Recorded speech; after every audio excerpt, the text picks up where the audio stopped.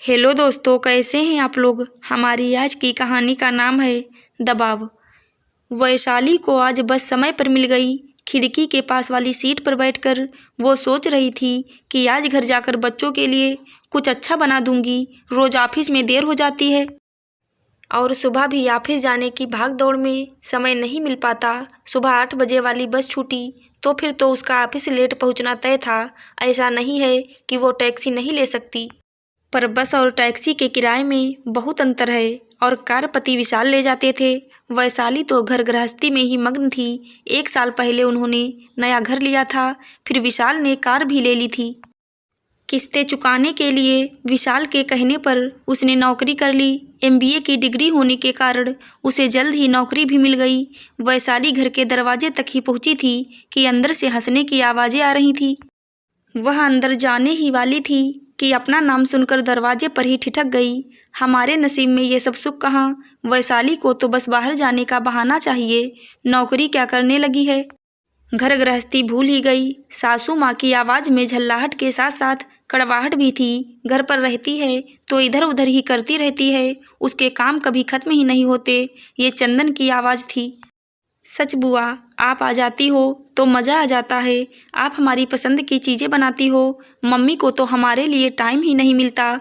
Burger खाते हुए बेटी प्रीति बोली। बेटा बनाने का मन होगा तो समय निकल ही आता है, पर भाभी को अपने से ही फुर्सत ही कहाँ।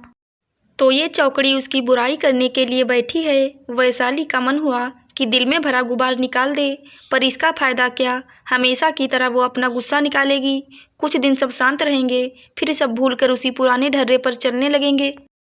वो सीधा अपने कमरे में चली गई। उसका सिर दर्द से फटा जा रहा था। जिनकी खुशियों के लिए दिन भर खपती रहती, उन्हें ही उसकी परवाह नहीं थी। कभी किसी काम में मदद तो करते नहीं, उल्टा उसे ही काम चोर कह रहे हैं। मैं तो घर गृहस्थी में ही खुश थी। इनके कहने पर ही नौकरी करने के लिए तैयार हुई थी और अब मुझे ही सबके सामने बुरा बना रहे हैं। रात भर वैशाली ठीक से सो नहीं पाई। उसने सोच लिया था कि या तो वो नौकरी छोड़ देगी या रोज रोज के तानों का स्थायी हल निकालेगी। अगले दिन वो ऑफिस से जल्दी आ गई। सब घर पर ही थे। बहू आज जल्दी कैसे आ गई।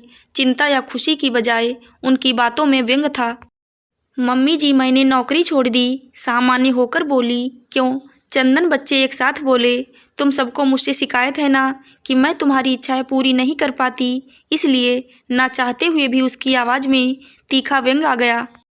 सब चुप हो गए। किसी ने आगे कुछ नहीं कहा। मम्मी, हमें पैसे चाहिए। अगले दिन कॉलेज जाने से पहले दोनों बच्चे बोले, देखो बच्चों, अब से घर में सिर्फ तुम्हारे पापा की सैलरी आएगी, इसलिए अपने खर्चों में कटौती करना सीख लो। अब से एक बार पॉकेट मनी मिलेगी, उसी में पूरा महीना चलाना।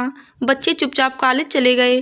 शाम को चंदन घर आया। वैशाली, तुमने गाड़ी का लोन भर दिया।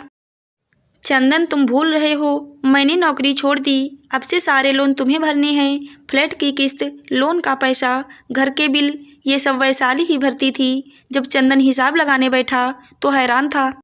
वैशाली लगभग सारी तनख्वाह इन पर ही खर्च कर देती थी और उसकी तनख्वाह बैंक में जमा होती थी, जो बच्चों की पढ़ाई या आकस्मिक आने वाले खर्चों के लिए सुरक्षित रहती थी।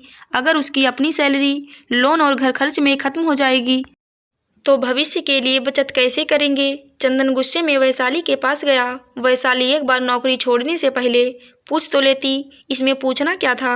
मम्मी जी कहती हैं मैं शौकिया नौकरी करती हूँ, आप कहते हैं मेरे काम कभी खत्म नहीं होते।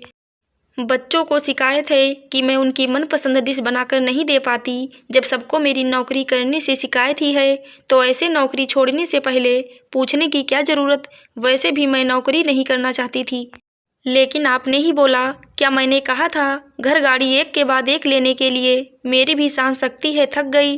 दोहरी जिम्मेदारी निभाते निभाते क्या कभी आप तीनों ने मेरी मदद की। आज खर्चे लेकर बैठे हो तो आ गए हिसाब लेने।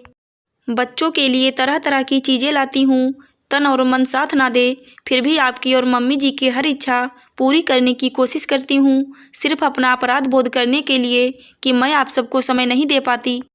क्या आपने मुझे समझने की कोशिश की। वैशाली हाँफने लगी। सच में मैं कितना पत्थर दिल हो गया। तुम्हारे आराम और ज़रूरतों का ख्याल नहीं रख पाया। मुझे माफ़ कर दो, मैं सारी जिम्मेदारी उठा लूँगा, बस एक मौका दे दो। सॉरी मम्मी, हम भी आपको गलत समझते रहे। हाँ बहू, मुझे भी माफ़ कर दे। हम भूल गए थे कि हमें ये सुविधाएं, ऐशो आराम की चीज़ें तुम्हारी मेहनत से ही मिली हैं। तुम नौकरी नहीं करती तो चंदन पर सारा बोझ पड़ जाता। आप लोग मेरी मजबूरी समझें, बस इतना ही चाहती थी। वैसे एक बात बतानी थी, मैंने नौकरी नहीं छोड़ी, बस कुछ दिनों की छुट्टी ली है। नहीं वैशाली, अब मैं तुम पर नौकरी करने का दबाव नहीं बनाऊंगा। मुझे नौकरी करने की परेशानी नहीं है, बस इतना चाहती हूँ कि आप सब भी मुझे समझें। अब जब आप सब मेरे साथ हैं तो मैं कल से ही ऑफिस ज्वाइन कर लेती हूँ। आशा करती हूँ दोस्तों आपको हमारी कहानी ज़रूर अच्छी लगी होगी। धन्यवाद।